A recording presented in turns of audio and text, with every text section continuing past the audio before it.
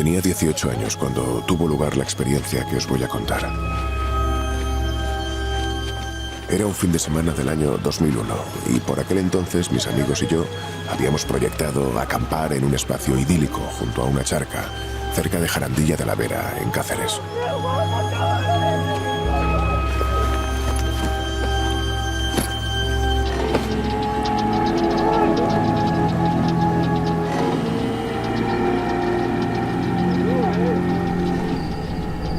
Una vez que terminamos de cenar, Roberto, Toño, Cristina y yo nos quedamos charlando junto a un árbol que estaba situado a la otra orilla, desde donde el lago se veía precioso.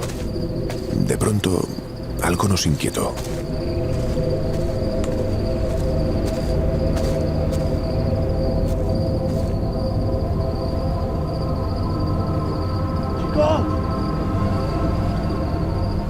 Desde donde estábamos pudimos ver a lo lejos, en dirección a nuestros coches, lo que parecía ser un animal de gran tamaño. Por la distancia no pudimos diferenciar de qué se trataba, pero según descendía a 4 patas y se acercaba, nos dimos cuenta de que su piel era de color gris blanquecino y que sus dimensiones eran mucho más grandes de lo habitual. Durante unos segundos aquel ser o lo que fuera se dedicó a olisquear entre los restos de basura de un contenedor.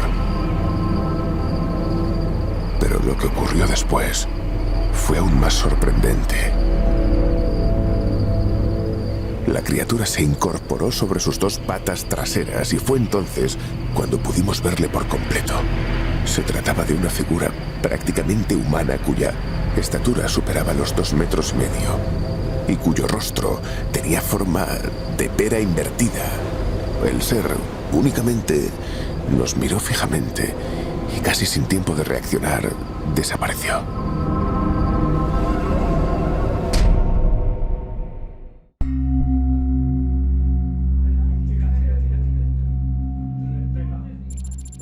En el verano de 2009 nos encontrábamos realizando un campamento de formación para futuros monitores en unas instalaciones de la comarca del Valle del Jerte. Aquella noche, unos chavales habían acudido muy nerviosos a nosotros por algo que les acababa de suceder en el río.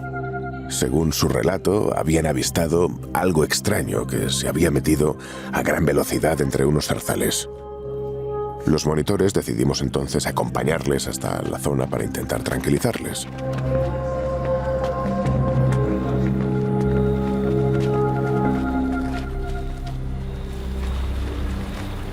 Pero a los pocos segundos de llegar, escuchamos un fuerte golpe de agua, como si alguien de gran peso se hubiera zambullido con todas sus fuerzas.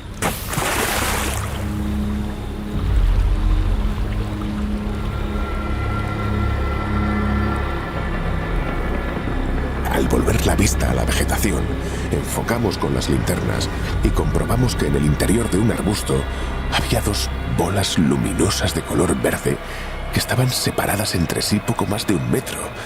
Intrigado por lo que pudiera ser aquello, fui a coger un palo del suelo para asustar a lo que fuera que estuviera oculto allí. En ese momento, a tan solo medio metro de nosotros, salió de entre el matorral una figura humanoide blanquecina que podía superar con creces los 2 metros de estatura. Inmediatamente gritamos. El ser, contrariamente, se quedó quieto, mirándonos impasible. El nerviosismo por nuestra parte fue en aumento. Quizá por eso, a los pocos segundos y casi sin darnos cuenta, aquella criatura desapareció. A pesar del poco tiempo que pudimos contemplar la misteriosa presencia, la recuerdo perfectamente. Mucho más porque, a pesar de decidir guardarme el secreto para mí, era evidente que yo, años atrás, ya había contemplado algo similar.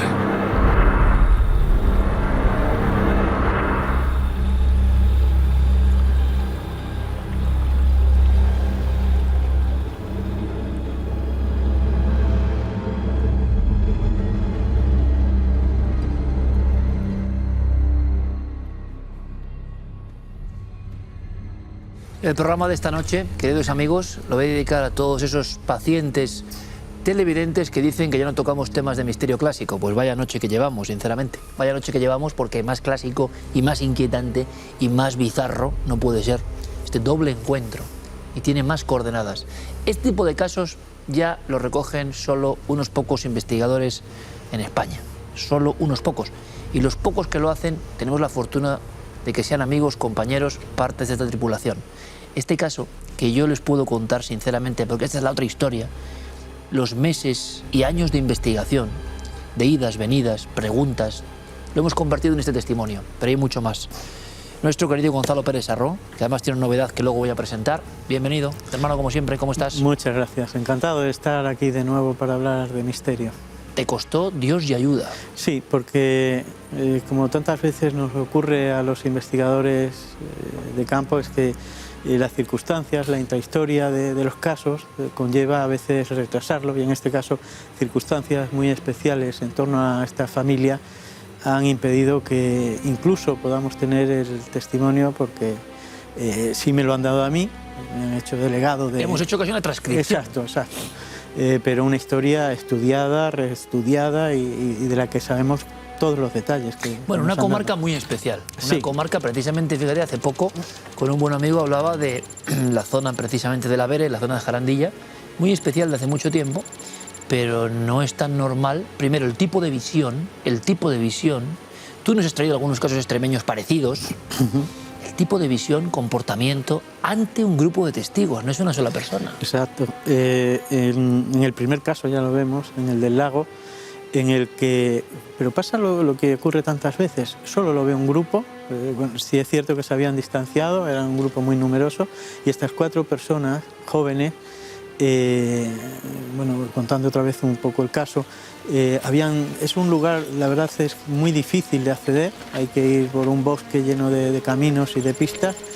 Ellos llegan con el coche hasta la zona, digamos, del lago, pero luego hay que ir andando, cruzando un riachuelo que da agua a ese lago, y ahí ya están en el otro extremo del lago cuando ven descender por la misma cuesta que habían bajado los coches ese ser, del que dice que, me decía el testigo con el que principalmente he hablado, que se le veía más incómodo andando a 4 patas que vertical. Vertical era muy ágil, porque de hecho cuando desaparece es subiendo una pendiente tremenda que hay allí al lado dentro del bosque, digamos al lado del lago, y huye en 4 zancadas, se coloca arriba. Sin embargo, cuando descendió vieron que andaba torpemente. Las patas traseras no correspondían a la articulación de un animal, que digamos son opuestas, sino que eran como 2 piernas humanas, y los 2,5 metros que calculó, pues, en referencia al contenedor que tenía al lado. En ningún momento se apoya en nada para mantenerse erguido. Es uno de los amigos el que desde el otro lado grita "Chucho" o algo parecido, y en ese momento dirige la mirada hacia ellos, vuelve a seguir deambulando por el lugar, y cuando vuelve a mirar, el testigo, yo me fijo mucho en las sensaciones, ¿no?, que tiene. Dice que tiene la sensación de que en esa segunda mirada que echó al grupo, porque esto dura 1,5 minutos, 2 minutos, piensa que se vio en peligro, porque se le vio como sobresaltado y emprendió la huida loma arriba, o sea, el cerro arriba, hasta desaparecer entre los árboles, pero en 3-4 zancadas.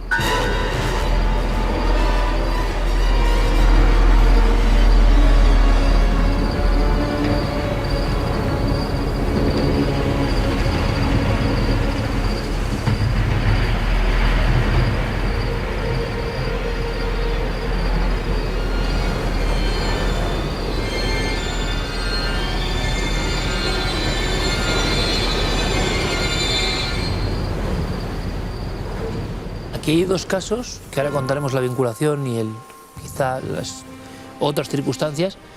El comportamiento de la entidad, sea lo que sea, parece un animal siempre al principio, y en un momento dado, que esto es curioso, con su compostura, digamos que despeja esa posibilidad de que sea un animal, porque parece otra cosa. Sí. Y los que están ahí ven la muestra de que eso es otra cosa.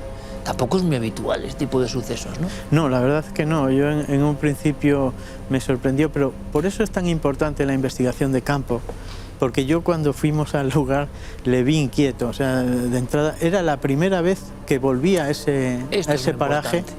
Claro, y le vi nervioso, o sea, habíamos ido relajados hablando de la familia. Habían pasado muchos años. Muchos, claro, estamos hablando de que el caso es de 2001 y habrá sido la primera entrevista hace 4 años o así.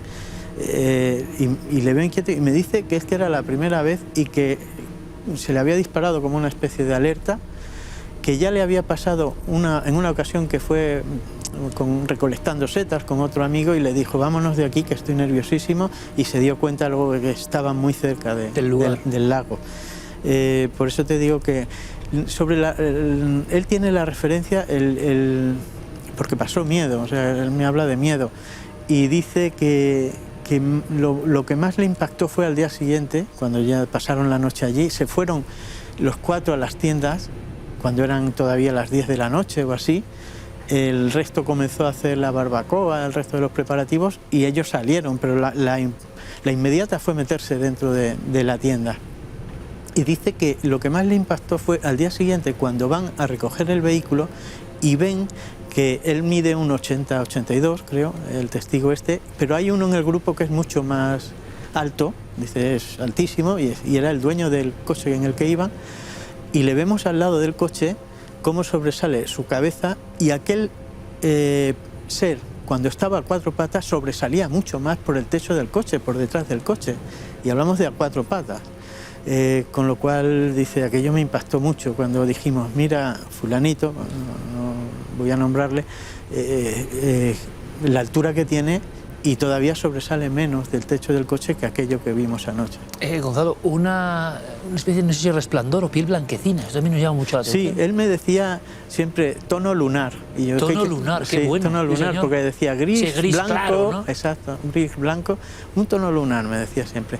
Dice, no es tan triangular la cara como aparecen en muchas ilustraciones cuando hablan de los grises o de estos seres, pero sí tendía a ser distinta a nuestra cara. Y luego, desde luego, la envergadura, la forma de moverse, que se le veía muy torpe, a 4 patas. ¿Algún tipo de ruido? No, ningún ruido. Y de hecho dice que si hubiera habido algún ruido, a lo mejor el otro grupo que estaba más lejanos a ellos se hubiera dado cuenta, hubiera percibido algo.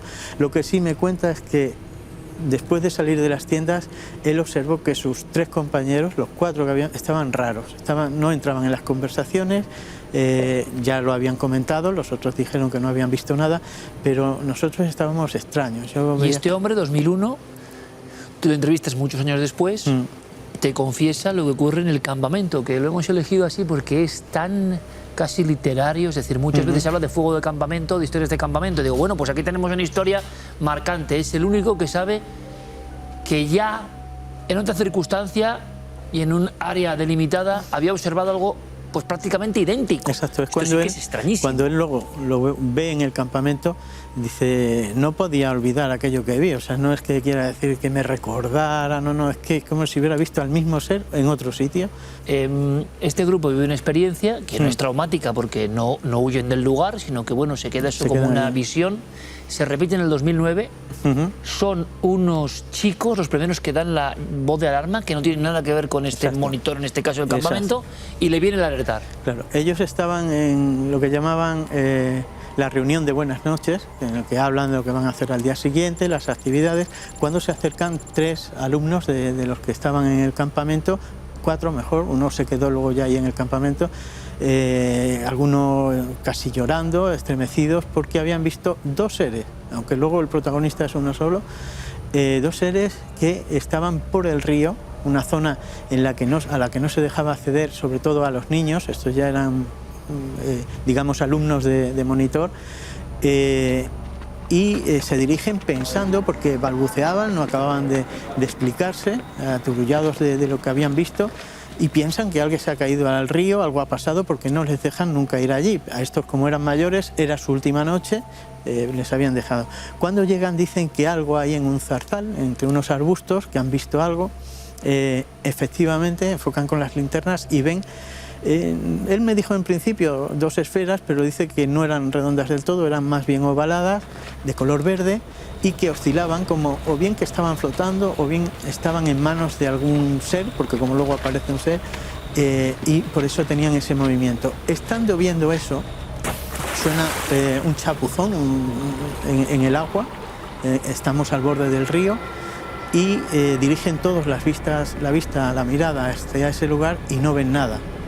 Con lo cual vuelven a mirar al matorral y Sergio, que es el nombre que le hemos puesto, se agacha a coger un palo para meterlo dentro de esa vegetación a ver si se mueven esas bolas que estaban allí oscilando. Y en ese momento, cuando él se está agachando, suena como el quebrar de ramas de una pisada y lo inmediato es ver allí una figura al lado, a medio metro, un metro de ellos, que les está observando.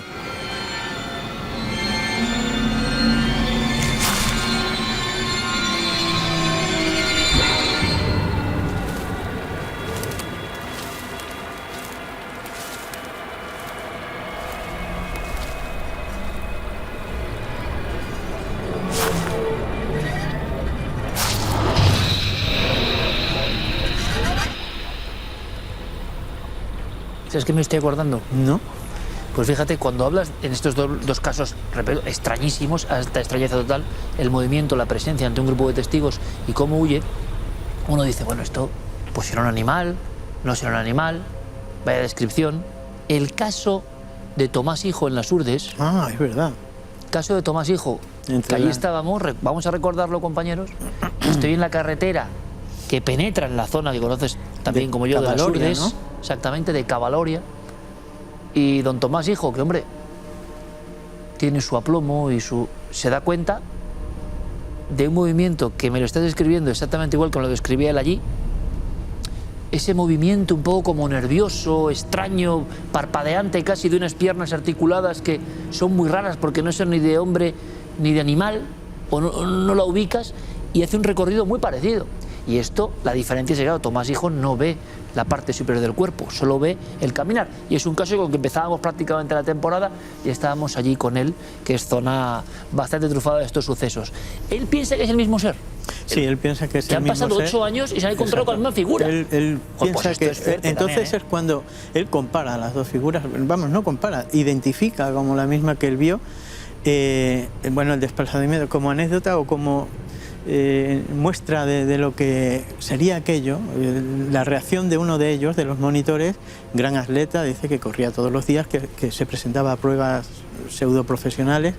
La impronta, la iniciativa primera fue seguir aquello.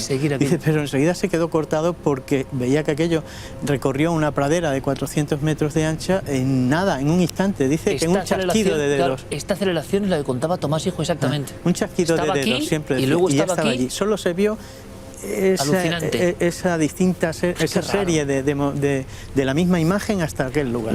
Aquí sí que hay unas luces, aquí sí que hay algo que podría quizá vincularse con la ufología, pero es extraño. Claro, me imagino que este monitor, esta persona, tiene que pensar, hilar y decir, ¿esto tiene que ver algo conmigo o qué? Claro, yo eso le pregunté. De hecho, él, las circunstancias familiares que estaba viviendo... Son delicadas, ¿no? Sí, ya parece que ven luz por temas de enfermedad y demás, y me decía que él creía que tenía ganas de ir a ese campamento de nuevo conmigo.